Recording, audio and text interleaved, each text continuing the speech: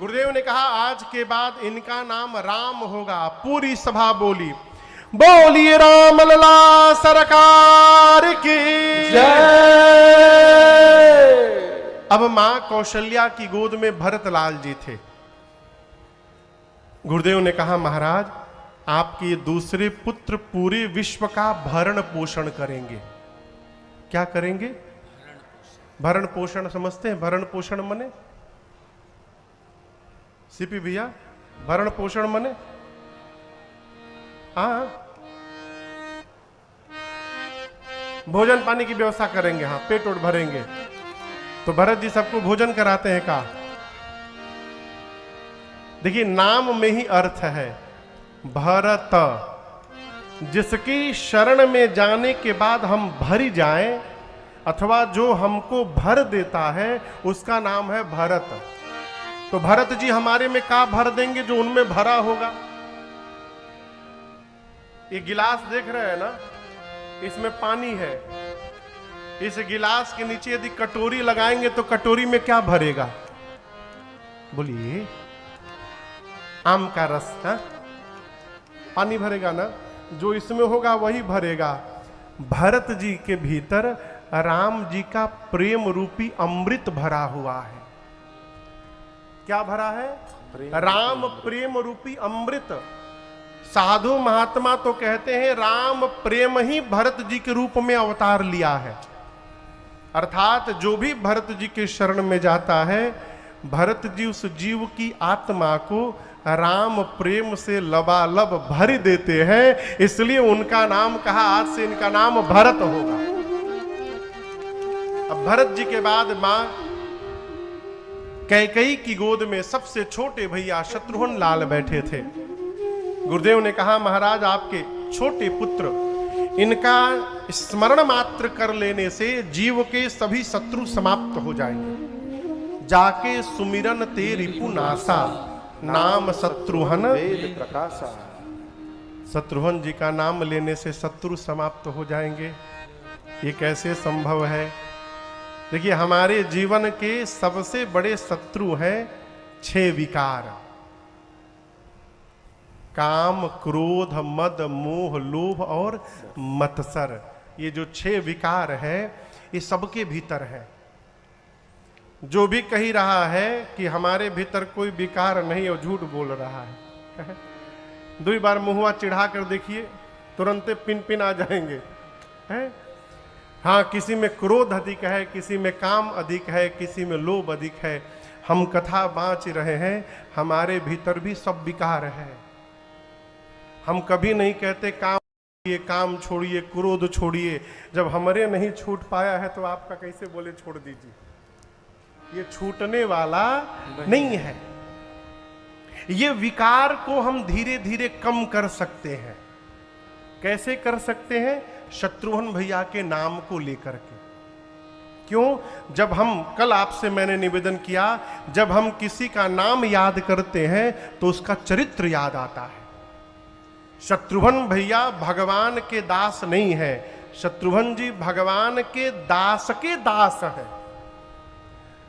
भगवान के दास है भरतलाल जी, अब भरतलाल जी के दास है शत्रुघ्न लाल जी। सूर सुशील भरत अनुगामी, उनका परिचय दिया गया। और मैं आपसे निवेदन करूं, सेवक तो बना जा सकता है, दास बड़ा कठिन है बनना। राम जी कहते हैं सब अपने सेवक को प्रेम करते हैं, परंतु मोरे अधिक दास पर प्रीति। राम जी कहते हैं सब सेवक को प्रेम करते हैं, लेकिन मैं अपने दास को अधिक प्रेम करता हूं। किसको प्रेम करता हूं? एक दिन मैं महाराज जी से पूछा, सरकार सेवक और दास में अंतर क्या है? आप समझ रहे हैं? सेवक और दास में अंतर क्या है? बड़ा सूक्ष्म अंतर है। सेवक सेवा तो करता है, लेकिन स्वामी की सेवा करने के साथ साथ सेवक अपना भी अस्तित्व बना के रखता है। मैं उदाहरण देता हूं। गुरु जी के साथ चेला आया घर में, विनोद भैया के घर में रहने। विनोद भैया कहेंगे ये गुरु जी का कमरा है, वो गुरु जी का सामान ले जाके कमरे में रखेगा, बाहर निकल कर विनोद जी से पूछेगा हम अपन सूटकेस कहाँ रखे। ये सेवक है। क्यों? वो गुरु से अलग अपना एक अस्तित्व बना के रखा हुआ है कि हम अपन कहाँ रखेंगे। और जो दास होगा वो पूछेगा नहीं, वो अपने गुरु तत्व में ही विलीन रहेगा, जहां गुरु की आज्ञा होगी वहां पड़ जाएंगे। ये दासत्व है। और याद रखिएगा, जब हम दासत्व में पहुंच जाएंगे, भगवान के दास बन जाएंगे, तो हम जिस प्रकार जन्मतुआ समझते हैं, जन्मतुआ हमारे यहां कहते हैं, जो लड़का तुरंत जन्म लिया रहता है उसको जन्मतुआ कहते हैं। जिस प्रकार छोटा बच्चा अपने मां पर निर्भर होकर आनंद में रहता है, यदि हम दास हो जाएंगे तो हम भगवान पर निर्भर होकर आनंद में आ जाएंगे। छोटे बच्चे को भिलाई से रायपुर यदि जाना हो तो मां से नहीं कहेगा कि हमारा पाउडर रख लेना। मां अपना भले भूल जाए उसका ले लेती है। उसी प्रकार जो भगवान का दास हो जाता है, भगवान उसकी पूरी व्यवस्था करते रहते हैं, वो आनंद में बना रहता है। और जब भगवान व्यवस्था करने लगते हैं तो हमारी कामनाएं समाप्त हो जाती हैं। मोह पहले समाप्त होता है, मोह के कारण कामनाएं जन्म लेती हैं। कामना पूरी हो जाए तो लोभ जन्म लेगा, कामना पूरी नहीं भई तो क्रोध जन्म लेगा, और हमारे जैसा दूसरे का हो जाए तो ईर्ष्या जन्म लेगा। ये सब इंटरकनेक्टेड है विथ ईच अदर। एक आदमी हमसे बोला, महाराज हमसे बढ़िया किसी का हो जाए हमको बर्दाश्त नहीं होता। हमसे बोला, मैं नाम नहीं लूंगा उनका, हाँ। बहुत निकट के आदमी ने कहा ये बात कि हमसे अच्छा किसी का हो जाए महाराज हमको बर्दाश्त नहीं होता। ये ईर्ष्या है। शत्रुघ्न भैया का नाम लीजिए, ये जीवन के विकार धीरे धीरे समाप्त होते रहेंगे। इसलिए गुरुदेव ने कहा जो शत्रुओं का नाश कर दे उनका नाम शत्रुघ्न होगा। पूरी सभा बोली, बोलिए शत्रुघ्न लाल सरकार की जय। अब सबसे अंत में मां सुमित्रा की गोद में लक्ष्मण भैया विराजमान थे। गुरुदेव ने कहा महाराज आपके तीसरे पुत्र लक्षण धाम राम प्रिय सकल जगत आधार गुरु वशिष्ठ ही राखा लक्ष्मण नाम उदार। गुरुदेव ने कहा महाराज ये सभी शुभ लक्षणों के धाम हैं, राम जी के प्रिय हैं, राम प्रिय। ये शेष अवतार है महाराज। आज के बाद इनका नाम लक्ष्मण होगा। पूरी सभा ने जय जयकार किया। गुरुदेव ने नामकरण करने के बाद कहा महाराज आपकी चारों पुत्र चारों वेद भगवान के सार तत्व हैं, सारांश हैं। ये दो दो की जोड़ी में रहेंगे। सांवले राम जी के साथ गोरे लक्ष्मण जी रहेंगे और सांवले भरत जी के साथ गोरे शत्रुघ्न जी रहेंगे। ये मुनियों के धन है। इसीलिए देखिए मुनि महात्मा दिन रात राम राम राम राम जपते रहते हैं, वो भी जमा कर रहे हैं काउंट में। हम और आप ऐसे ही से जपते हैं, महात्मा लोग ऐसे ही से जपते हैं। ये मुनियों के धन है। मुनि धन जन सर्वस शिव प्राणा। राम जी मुनियों के क्या है अभी बताया हूं, क्या है? धन संपत्ति। भक्तों के क्या है? सर्वस्व। इसलिए हम और आप नित्य ठाकुर जी के सामने कहते हैं हाथ जोड़कर, प्रभु त्वमेव सर्वम, आप ही मेरे सर्वस्व हैं। मम देव देव। भक्तों के क्या है? सर्वस्व। मुनियों के क्या है? धन। भक्तों के सर्वस्व। शंकर जी के प्राण तत्व है, शिव प्राणा। महाराज ये तीनों आपके बच्चों की बाल लीला में आनंद की प्राप्ति करेंगे। अभी गुरुदेव ने नामकरण किया, भाव स्वभाव बताया, इसी बीच बधाई गाने वाले आ गए। कौन आ गया? आप समझ रहे हैं किसको कह रहे हैं? यहां भिलाई में आते हैं, यहां भी आते हैं, बड़े अच्छे हैं लोग, कमे में निपटा देते हैं। अयोध्या में पहुंचे, बाहर से ही गाते हुए आ रहे हैं, बधाई गाने वाले आए, बधाई गाएं, बधाई पाएं, जय जयकार करते हुए वापस गए। भगवान शंकर कैलाश में बैठकर मां पार्वती से कह रहे हैं, देवी एहि विधि राम जगत पितु भगवान शिव बोले, देवी इसी प्रकार जो राम जी पूरे जगत के माता पिता हैं, आज अयोध्या वासियों को सुख देने के लिए बालक बने हुए हैं। देखिए, जगत को सुख देना है तो अपने को नीचे उतारना पड़ेगा। शंकर जी कहते हैं जो जगत के माता पिता हैं, यही विधि राम जगत पितु माता, कौशलपुर वासिन सुखदाता। आप दर्शन करिए, भगवान अयोध्या वासियों को सुख देने के लिए कहां जगत के पिता हैं, पुत्र बन करके गोद में खेल रहे हैं। नीचे उतरना पड़ेगा है? बिना नीचे उतरे अपने ऊंचाई से हम जगत को सुख देने वाले नहीं हैं। पार्वती मैया ने कहा, प्रभु अयोध्या में तो सबको सुख मिल रहा है। शंकर जी बोले, सबको नहीं मिल रहा है। मां बोली, प्रभु अयोध्या में सबको सुख नहीं मिल रहा। बोले, नहीं सबको नहीं मिल रहा है। किसको मिल रहा है?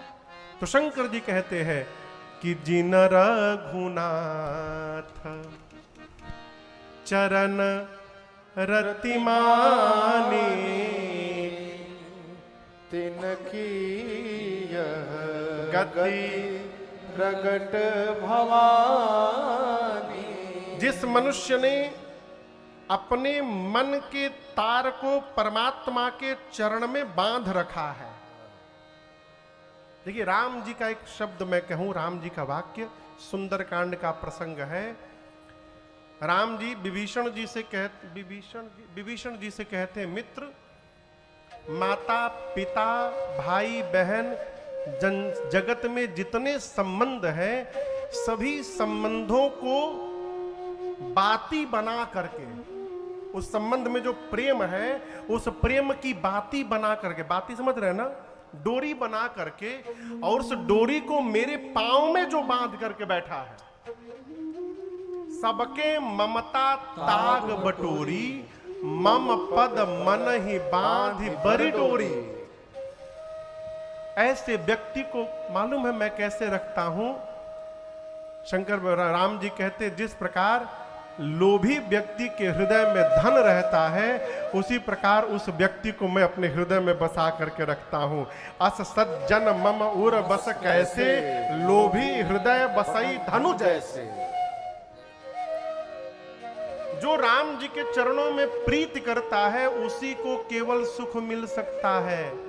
यहाँ पंडाल में आप हजारों लोग बैठे हैं, जो राम जी के चरण में प्रेम करते होंगे, वो घड़ी नहीं देख रहे होंगे, और जो बरबस लाए गए होंगे, वो हर 5 मिनट बाद बगल वाले से पूछेंगे, कबले बोली है महाराज। सबसे अच्छा मोबाइल में देखो कथा। क्यों? जब मन करे महाराज के मुंह पर मारो, महाराज चुप। तो रोकने वाला बटन होता है ना, वो मुंह पर आवत है, एक बार ठोको, चुप। और तबले महाराज ना बोलिए, तबले दोबारा ठोकेंगे ना। मन भगवान में यदि लग रहा है, ये सुख का परम स्रोत है। शंकर भगवान कहते हैं, देवी इस बात को बड़ी गंभीरता से समझिएगा। भगवान से विमुख होकर मनुष्य करोड़ों उपाय करे, वो भव बंधन से मुक्त होने वाला नहीं है। एक मैं आपको कथा सुनाऊं। कई लोग हमसे एक प्रश्न किए कि महाराज, भगवान भक्तों को हमेशा कष्ट क्यों देते हैं? भक्तों की ही परीक्षा, कड़ी कड़ी परीक्षा क्यों लेते हैं भगवान? आपको भी ऐसा लगता है? मैं पूछ रहा हूं, भगवान भक्तों की कड़ी परीक्षा क्यों लेते हैं? भारत का सबसे कठिन परीक्षा कौन सा है पता है आपको? बोलिए।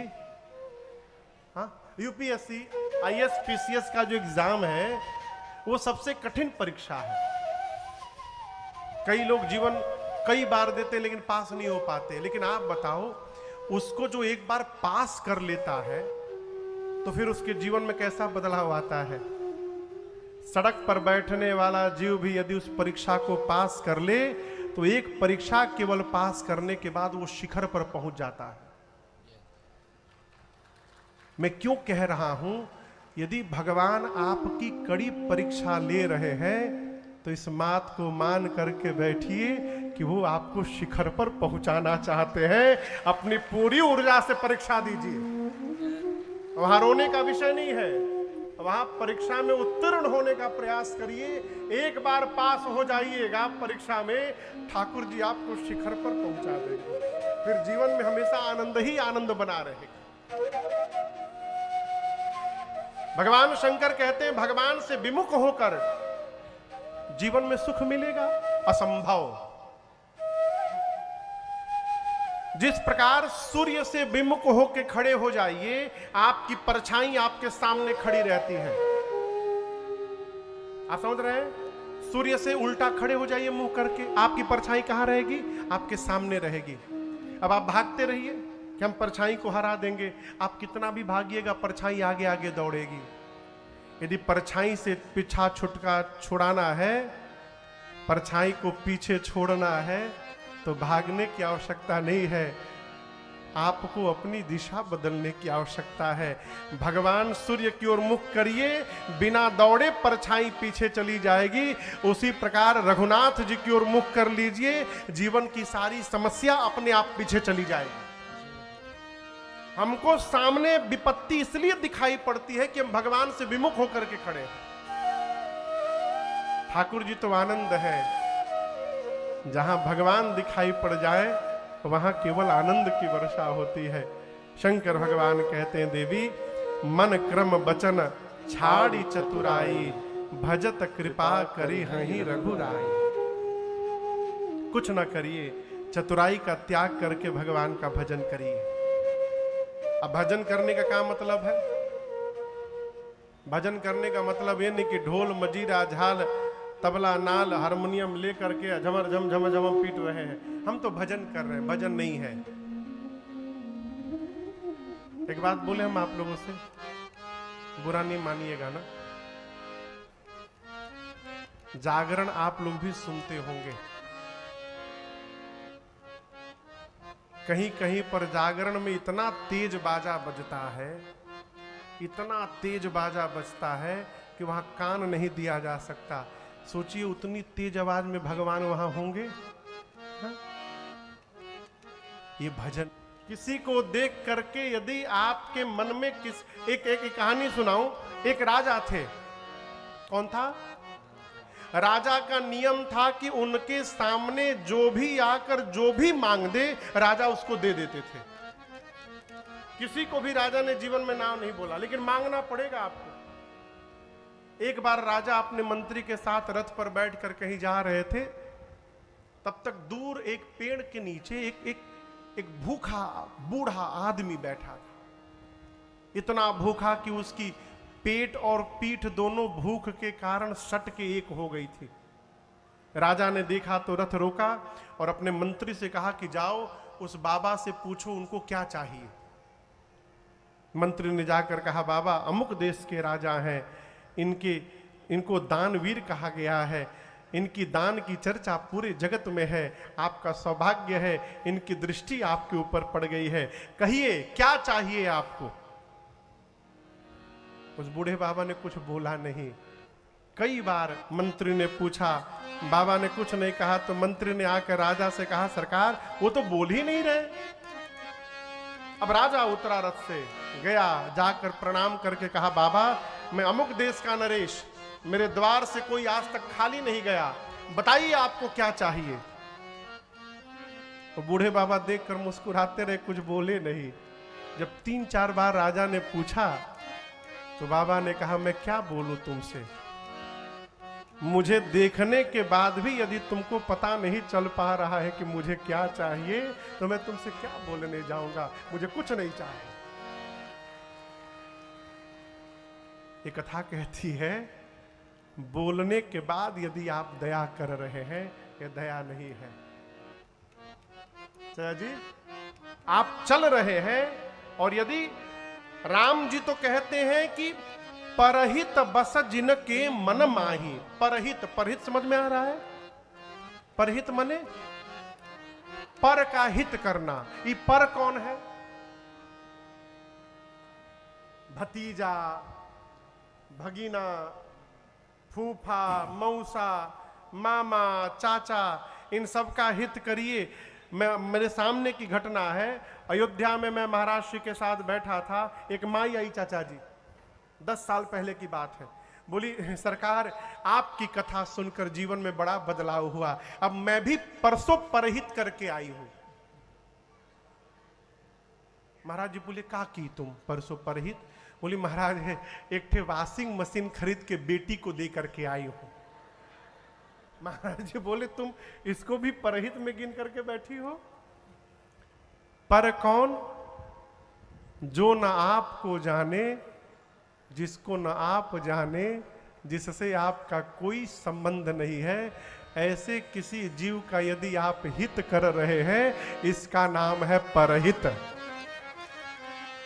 और राम जी कहते हैं, परहित बस जिन के मान माही, तीन कहूँ जग दुर्लभ कछु नाहि।